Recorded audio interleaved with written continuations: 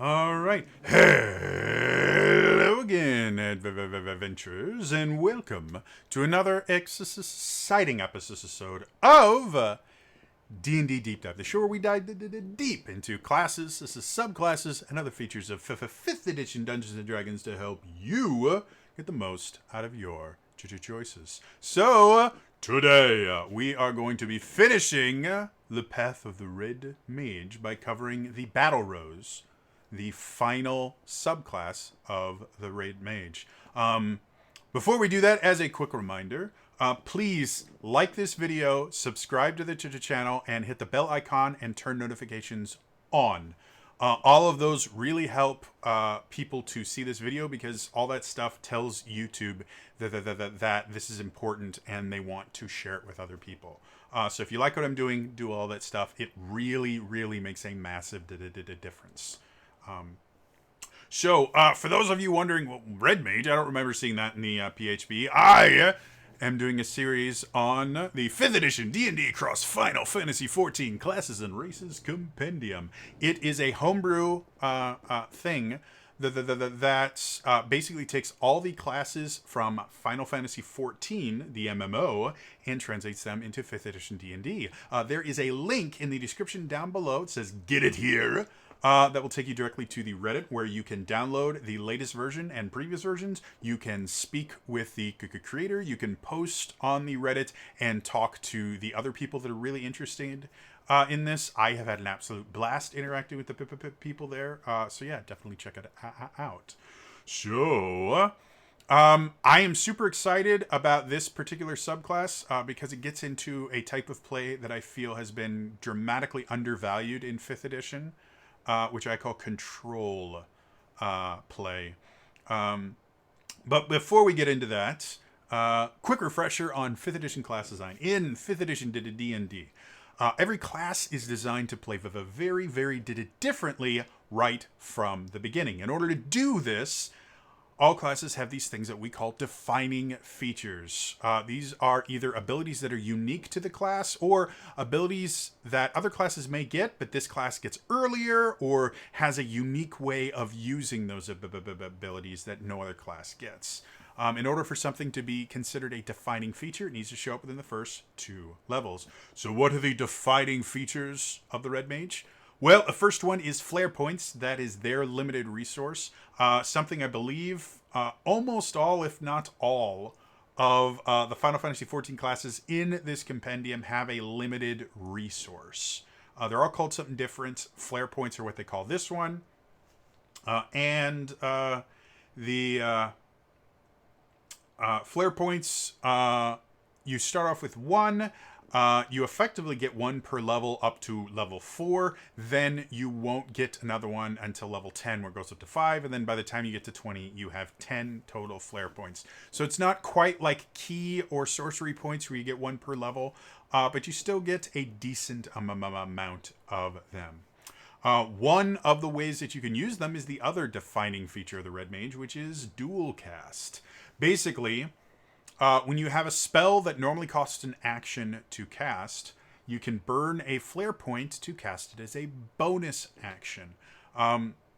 Now, you can only do that for spells up to 4th level, and you are still limited to bonus action casting from the PHB, which is basically if you cast a spell as a bonus, a leveled spell as a bonus action, you can only cast a cantrip as your action if you could cast a spell. You can still use the attack action or other actions as normally, but you cannot cast 2 leveled spells in the same turn without using a 20th level Red Mage ability, which we're not going to get into in this video. So yeah, those are the 2 defining features of the Red Mage. Let's look at the Battle Rose. I have talked about this before, but I want to briefly bring up class design from 4th edition, the evil edition that everyone hated, but in all reality was actually remarkably popular until the 3rd edition purists started attacking anyone that played it. Yes, 4th edition. In 4th edition, you actually had 4 different types of classes, and I can't remember what term they used for it, but you had 4 different kinds of classes. You had strikers, leaders, defenders, and controllers. Strikers were built around just doing a lot of damage. They were your classic DPS kind of class. Defenders were built around the idea of protecting everyone else. And I believe all defenders had a special ability that allowed them to mark targets, which in 4th edition made any enemy that was marked would have a penalty to trying to attack anyone other than the creature that marked them. So it allowed them to kind of direct attacks towards the defenders and away from some of the squishier things. Leaders were your healers. All leaders had a bonus action, or in 4th edition it was called minor action, but it's effectively the equivalent. They had a minor action ability that allowed them to heal. And one of the interesting things about 4th edition is healing used what were called healing surges, which equaled a quarter of your hit points. So your bonus action heal, no matter what level you were, was always going to give a quarter of the person you were healing, a quarter of their hit points, plus some extra from you being a leader. And finally, you had controllers. Controllers were designed to control the battlefield. They would have abilities that allow them to move enemies around, or sometimes move allies around. They could cause status conditions. They could slow enemies. They could speed up allies. They could stop enemies from moving. They could have enemies give combat advantage to their allies, which was a flat bonus to hit. They could make enemies vulnerable. Overall, they were, because of how 4th edition was created, they were some of the most powerful classes, because the most powerful thing you could do in 4th edition was synergize between different classes. A lot of abilities became really, really powerful when you combined them with abilities from other classes that other characters were using. The synergy between characters was phenomenal in 4th edition, and the most overpowered thing you could do was be a really effective team. So in 5th edition, they got rid of the types and things like that, but they kept a few things from 4th edition. Things like bonus action heals, like Healing Word, is taken directly from 4th edition. The advantage system, which is the core concept of 5th edition, was actually taken from the Avenger from 4th edition. It was a class that was introduced in the PHB2, that they could effectively do a special kind of a mark on a target called an Oath of Enmity, that instead of making that target have to attack them or take a penalty, what it was, if that target was not next to any other enemies, the Avenger could make attack rolls against them and roll twice using the higher of the 2 rolls. Sounds familiar, right? Yeah, that's where advantage came from. So, control was something that was left a little bit to the wayside. They didn't really emphasize it. But there are still a few control-based subclasses. The Battle Master is a control-based subclasses, and because of that, I think it's one of the strongest fighter subclasses. But it requires you to not only know your character, it requires you to know the other characters on the table as well. And that's what makes it so hard to play. That's what makes playing a controller so hard to play. And the Battle Rose is a controller subclass, and I love it because of that. It can be the most powerful subclass on the board. It can be the most powerful character on the board if you use it correctly, if you know how to use it. But the Battle Rose in general is not going to be getting final blows. It's not going to be killing very many enemies. It's not going to be, doing those clutch things that... Sorry, it's something in my mouth. It's not going to be doing those clutch things that other classes are going to be doing. The Battle Rose is going to set up its allies for super awesome things. And if you're okay with being that support kind of class, you will excel at the Battle Rose. So let's dive into the actual class. At 2nd level, you get Dazzling Diversion. As an action, you may spend... it says on flare point. I think it's supposed to be one flare point. Typo there. Soren, if you're reading this, on page 86 under Dazzling Diversion, third line down, close to the right side of the line, it says as an action you may spend on flare point. You just need to add an E there. So, as an action you may spend one flare point to distract a target in melee within 5 feet of yourself. All melee weapon attacks performed by your ally against the target gain advantage until your next turn. Okay. So, that is a lot. First things first, the thing, it says distract a target in melee within 5 feet of yourself. In melee is not a defined term in 5th edition, and it's not defined here. So I would say get rid of that. It doesn't matter if you have someone within 5 feet of an enemy, whether they have a melee weapon out or not. That is not a thing in 5th edition. It was in previous editions. 3rd edition specifically, you could be in melee with someone and it would change how the things worked. You also had the flat-footed condition and a bunch of other things that made it really confusing. So I would say just take out in melee and say, as an action, you may spend one flare point to distract a target within 5 feet of yourself. And then all melee weapon attacks performed by your allies against the target gain advantage until your next turn. This is a really big deal. Now, it is an action, which most people go, well, that's a lot, because that means you can't do anything else. Yeah, you can, because of dual cast. Using Dazzling Diversion with dual cast means you can still cast almost any spell you want. You're just going to have to burn an additional flare point. Or you're going to have to focus on using bonus action spells, which, as I mentioned in the Spell Slinger video, most bonus action spells are not going to do damage. What they will do is they will augment. A lot of times, bonus action spells are going to augment things that either you can do or other people can do. So combining Dazzling Diversion with bonus action spells meant to augment or help your allies, or with standard action or just action-based spells that you dual cast, you're going to get a lot of benefit out of this. Mostly because this isn't... most other things, like you have an ability that almost no one uses called the help action. Or no one uses it in combat. Out of combat, people use it all the time. They go, I want to help. Okay, then you get to roll this ability check with advantage because someone is helping you. That's how it works out of combat. In combat, you can use the help action or the aid action. I can't remember which term is used. To basically give advantage on the next attack roll against one target. It's extremely limited because it's only the next attack roll.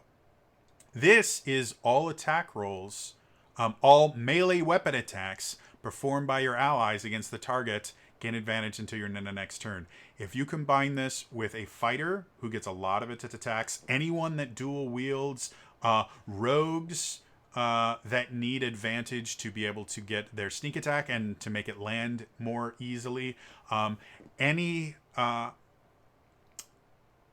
character that has expanded criticals, whether it's from the Dragoon ability that gives expanded criticals, whether it's a battle or whether it's a champion fighter that gets expanded criticals just because of their class, whatever causes it, Dazzling Diversion is definitely going to help that. Again, the Battle Rose is going to set up the spike for another player. They're not going to be doing a ton of damage, but by giving something like your fighter advantage, especially a champion fighter advantage, they're going to crit a lot more often. They're going to get a lot out of it. By having multiple members of your team that all use bonus actions, like a dual wielding ranger. Again, base version of the ranger from the player's handbook. Most people went Bow Ranger because the spell selection for the Bow Ranger just works better. The spells for the Ranger don't really help a melee Ranger that much. But if you get Dazzling Diversion and maybe add an elemental weapon or two to the Ranger, they're going to be doing crazy damage. So this one second level ability can actually help another class that is generally underpowered become a really good class. And that's what I mean about control-based classes and subclasses. You have to understand what your other group members can do. Again, Dazzling Diversion only works on melee weapon attacks. So it is going to be very limited in that aspect. But if your team is built correctly, you can get so much out of this.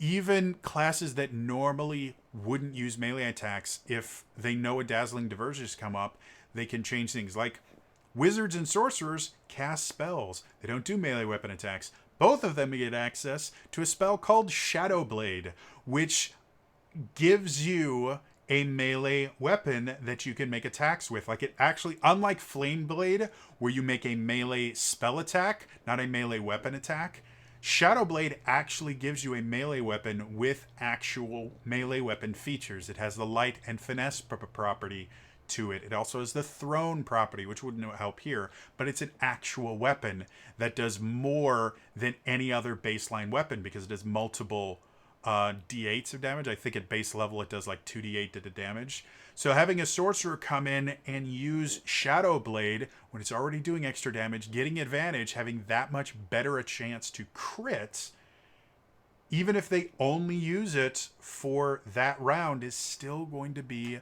very useful, especially if you have someone big come in first and then move out of the way so other characters can get in, specifically to provoke an opportunity attack so that any other squishy characters that come in to get a melee attack and then run away so they don't get hit are not going to get bopped with an opportunity attack. Like I said, my Hunter Ranger, one of the things you can get, I believe, at 8th or 9th level, makes all opportunity attacks against you have disadvantage. So I actually have gone through combat and just run past a bunch of enemies to get them to opportunity attack me so that their reaction has been used. They can't use their reaction on anyone else until their turn comes up again. So again, knowing your party and knowing what's going, when this is going to be most beneficial is a great way to use Dazzling Diversion.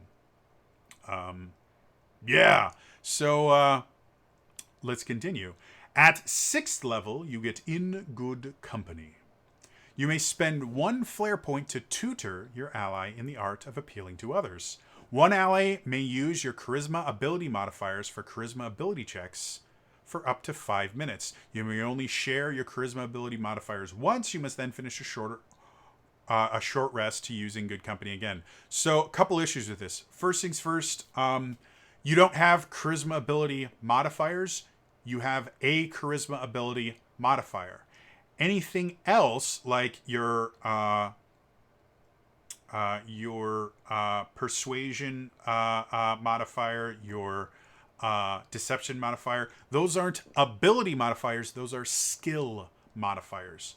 Whenever you are using terms that have already been defined in 5th edition, you have to make sure you use the right ones, because all this says is they can use your charisma ability modifier, but they can't use your skill modifiers, meaning if you have expertise for something, they can't use that.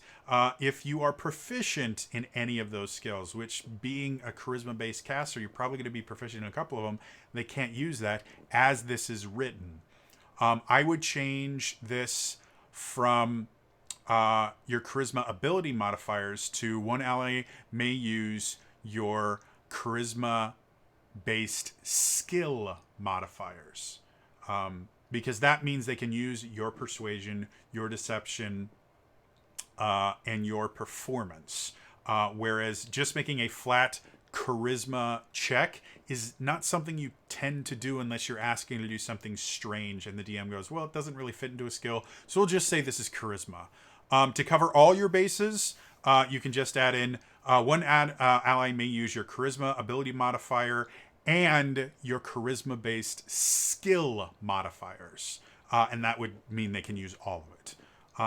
If you add that in, this is super, super useful. Because, and again, this is the reason I did the backgrounds series. A lot of people don't realize that simply saying, well, I want to persuade this person, doesn't mean you're going to have the same chance as every other person. Your background might make you distinctly able to converse with someone. Like if you have the criminal background, you can talk to people that other characters can't. Rogues take the criminal background all the time. My monk has the criminal background. Their charisma modifier is horrible, and I don't think they're trained in any. They might be trained in deception because my monk is an assassin for hire, so deception is remarkably useful. But it's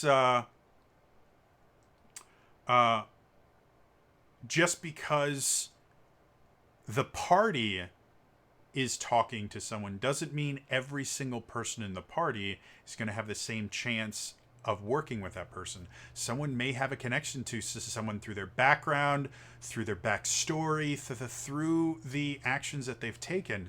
Within good company, this means anybody in the party can immediately become the face, which is effectively the person that is good for talking. And that opens so many doors. You can have your worst charisma-based character that is your only connection to a certain NPC become your best charisma-based character like that. This is so good. And again, this does nothing for the Battle Rose themselves. Again, they're not going to be scoring the slam dunk. They are going to be laying it up for someone else to dunk. And that's what the Battle Rose is built around. And for some people, they're really not going to like that because they want to be the MVP. And because they are not the one succeeding, they may not like that. But again, when you know your party really well, and you know exactly who's going to benefit the most, who is going to be the best person to talk to this particular person, and when their charisma modifier doesn't matter because they're just going to use yours, this opens up so many roads.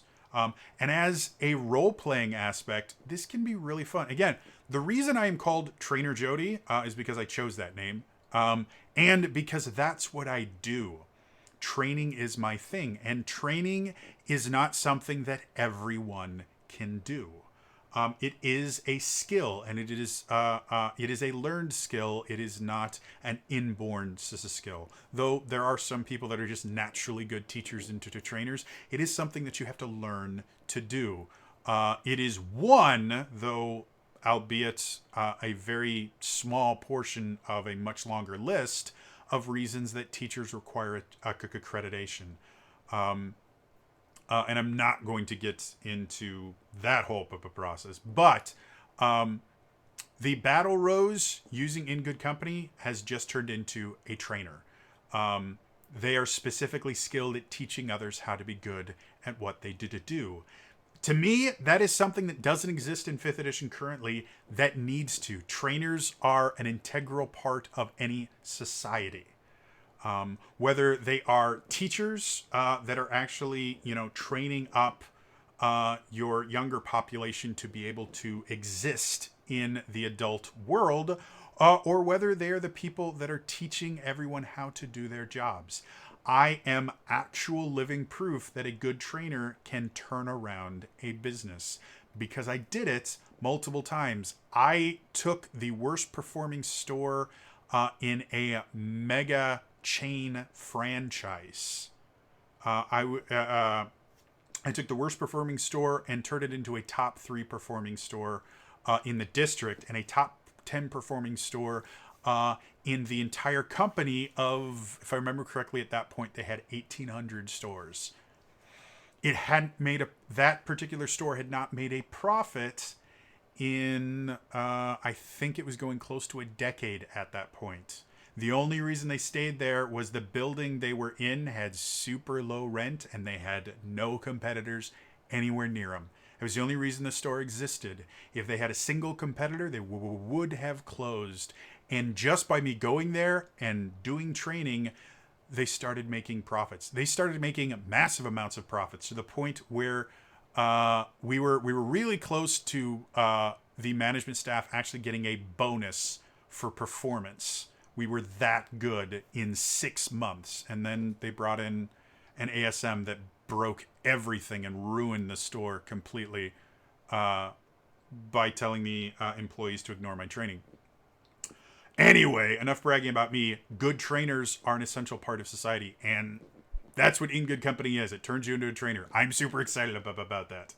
All right, I realize the rest of you guys probably aren't going to be excited, but it's a cool ability, and it doesn't exist in 5th edition, so yes. At 10th level, you get Embolden.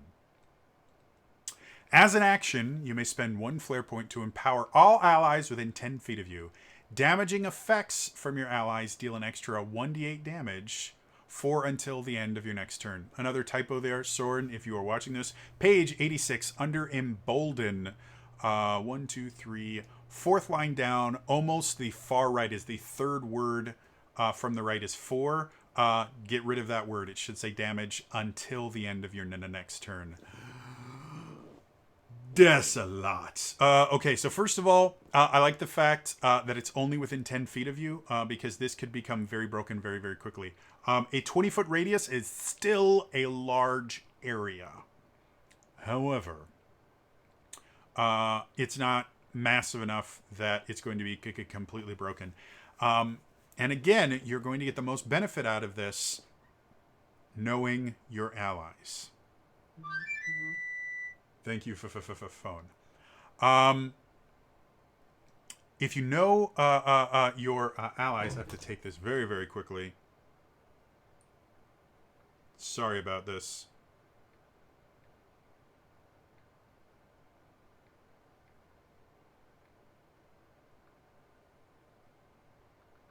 All right.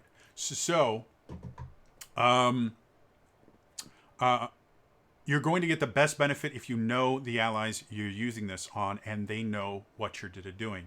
A single additional d8 on a fireball is not going to do much. Fireball does 8d6 damage. This turns it into 8d6 plus 1d8 damage. Doesn't really do much. Now, that's plus 1d8 damage that technically affects anyone that gets hit by the fireball. It's really not that much more damage. However, a fighter that at 11th level will get 3 attacks, but at 10th level gets to 2 attacks, that's dual wielding, turns this from 1d8 additional damage to 3d8 additional damage, because it's each damaging effect.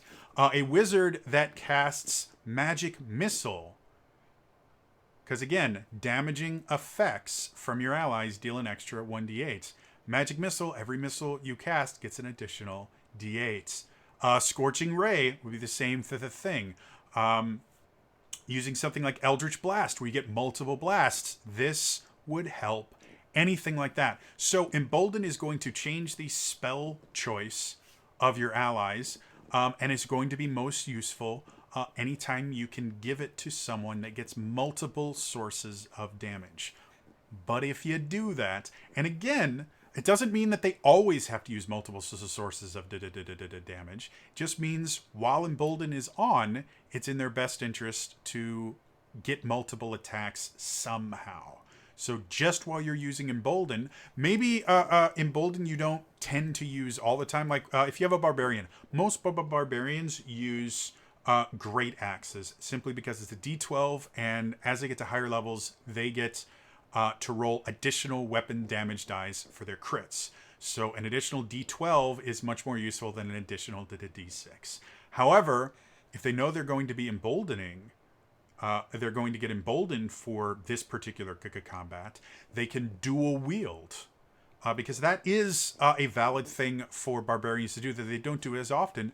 But barbarians get additional damage when they're raising per attack. They get a flat number, and then with Embolden, they would also get this additional D8. And if you do Embolden a couple rounds in a row, you have a Barbarian that is doing a crap ton of damage. Or if you have a Berserker Barbarian, that they get to use their bonus action during, I believe it's a Frenzy Rage. I might be wrong on that. They can use that to get a bonus attack. Then they can use their Great Axe and still get all that extra damage. So yeah, again, Embolden is going to be most useful when you know when and where to use it, and when you talk with your allies to make sure they're getting the most out of it. But when you do, can you imagine a magic missile that does a d4 plus 1 plus d8? At first level, magic missile is 3 missiles. For every level above that, you add an additional missile. So a 5th level magic missile is going to do 5d8 damage,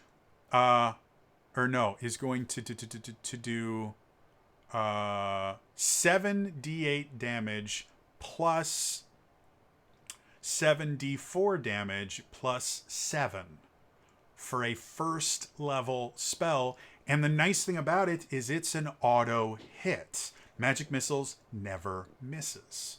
So there's so much you can do with Embolden if you plan it with your team. Again, it's the reason I love controller classes. They do so much. Finally, at 14th level, you get Follow My Lead. As a bonus action, you may spend 2 flare points to move an ally who is lower in the initiative order than you up in the order, such that they act directly after you. You may only do this once. You must then finish a short rest to use Follow My Lead again. This is deceptively useful, mostly because in earlier editions, you could actually change the initiative order by doing what was called a delay action. In 3rd edition and 4th edition, you could delay your turn, which basically meant you moved down in initiative. And then whenever you decided to act, that was your new initiative position. You couldn't move up, but you could effectively just move down so that you could combo abilities better. 5th edition doesn't have that mechanic. You cannot alter the initiative order once it has been rolled. It's one of the reasons that starting first at initiative can be extremely powerful in 5th edition. It's one of the reasons why Weapons of Warning are my favorite magic items, because they give you advantage on initiative rolls, which means you get to go first. And because I play a monk more than anything else, the reason I like playing monk was because they are a control type class. They're designed to control the action economy. I could do some really crazy control right from the beginning, because I would be able to go before the rest of the enemies, and then I could stun 1 or 2, or in one unique situation, 4 of them, and take them out of the first round of combat, which was really, really useful. Follow My Lead actually allows you to manipulate the initiative order, which again can be unbelievably useful if you pick the right person. The monk rolls really, really poorly. Follow My Lead them up, because red mages, we haven't talked about this a ton since the base class, but red mages are mad classes, multi-attribute dependent classes. They need charisma for their spellcasting, but they need dexterity for their attacks, because the only non-simple weapons they have they are proficient with are short swords and rapiers, which are finesse-based weapons. Yes, you theoretically could use strength, but there's nothing in the class that's ever going to benefit you for being a strength-based red mage. But you will get a lot out of being a dexterity-based red mage. So dexterity is what you use for initiative. And if you take something like the alert feat, or you get a weapon of warning, it means you're more likely than not always going to be near the top of the initiative. Even with a bad roll, you're generally going to be relatively high. So anyone in your team can effectively go second in initiative, and that can change things pretty drastically. Again, because it's a 14th level ability, most of your allies are going to be at least of a 14th level, and they're going to have some pretty amazing attacks. Bring up your wizard, they can cast... Actually, I have to look. At 14th level, they have access to 7th level spells. They can cast a 7th level spell, which may end up just removing someone from... removing an enemy from combat. Bring up your cleric, have them cast Hold Person on a number of creatures. Not only does that take them out of combat, it makes them paralyzed, which means melee attacks made within 5 feet of them auto crit. So if you can start off combat by Hold Personing a bunch of creatures and then just have your barbarian come in and crit them all to death, you have just won combat. And clerics aren't generally known for their high dexterity. So Follow My Lead can be super, super useful. And again, I believe, correct me in the comments down below, I believe it is the only ability currently in 5th edition I am aware of, if you use this class, that allows you to manipulate initiative. Initiative is immutable otherwise. Once you roll it, you don't change it. There is no delay action in 5th edition. You can ready an action, but it doesn't change where you are in initiative. It just allows you to use your reaction to take that action when it's not your turn. There's no way to change the initiative order other than Follow My Lead, which makes it an awesome ability. And again, your red mage is not going to be your red mage is not going to be the one that's landing the killing blow using Follow My Lead. What they are going to be doing is they're going to be setting up the spike for the next character, or maybe a couple characters down. Like I said, that combo of bring up your cleric, after you use Follow My Lead, that's your bonus action. As your action, you move over to your barbarian or paladin or whomever you have that is good at critting, or your rogue, and you embolden them so that their attacks are going to do 2d8 on a crit instead of 1d8 on a regular attack. And then they go ham and do crazy amounts of damage. That's your first turn, and it does amazing things. Yeah, like I said, if you know your team well, all right, so final thoughts. If you know your team well, the Battle Rose is the most powerful subclass of the Red Mage. If you don't know your team well, if you don't work together well, if you don't synergize well, the Battle Rose can still be fun. It's not an underpowered class. But you get the most benefit out of knowing your allies. Dazzling Diversion is fantastic because it means your allies are going to hit more, specifically with melee weapon attacks. I might go as far as changing it from melee weapon attacks to just weapon attacks in general. Simply because it allows for range-based characters to get benefits from Dazzling Diversions, and it just makes it that much more useful. In this, how it is written now, you really have to have a party built around Dazzling Diversion, and nothing else in the class requires you to really build your party around a single ability. So I would say just all weapon attacks to basically mean that you can't get the benefit from benefit from spell attacks, because spell attacks already have a lot of really useful things they can do. Would be my only change to that. Otherwise, it's really useful. In good company, again, really useful for setting up another ally to do something awesome. Embolden is really useful for setting up your allies. Follow My Lead is really useful for setting up the entirety of combat. But you are going to have to relegate yourself to the idea that you are the support class.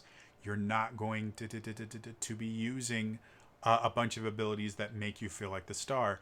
Your choice of spells should be different as the battle rose than any of the other ones, because you should be choosing spells that are going to help you buff your allies and help them do things they normally couldn't. Your feat choices should give you the ability to help your allies out as opposed to giving and buffing your character specifically. The Battle Rose would be a horrible quote-unquote solo class, despite the fact that you don't solo in D&D. It is a party-based system.